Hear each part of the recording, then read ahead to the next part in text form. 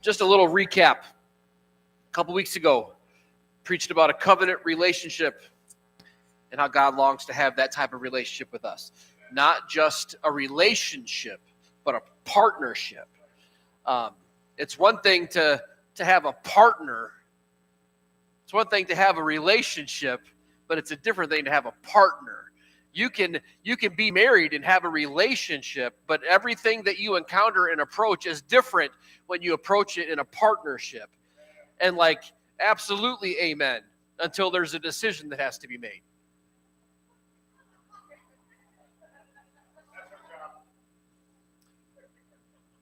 But God is calling us into not just absolutely a relationship with him, but he's also longing for that covenant partnership. Good grief.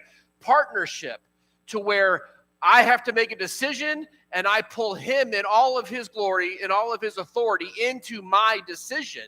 And then if he has a plan and purpose for my life, I'm trusting his decision for what's next. So it goes both ways.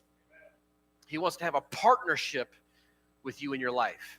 Last week I talked about prayer and how we need to be intentional on just sitting still in his presence. And everybody is comfortable with that, right? In the busyness of life, just calling an audible timeout and just sitting in silence. If you excel at that, meet me right up here after the service today and explain to me how you do it. Because I feel like it's a powerful thing, but I also feel like it's a lost art in the world and in particular the church today. But I talked about just sitting still in his presence.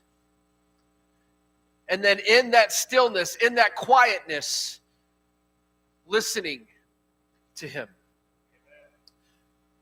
Or listening to him through his word.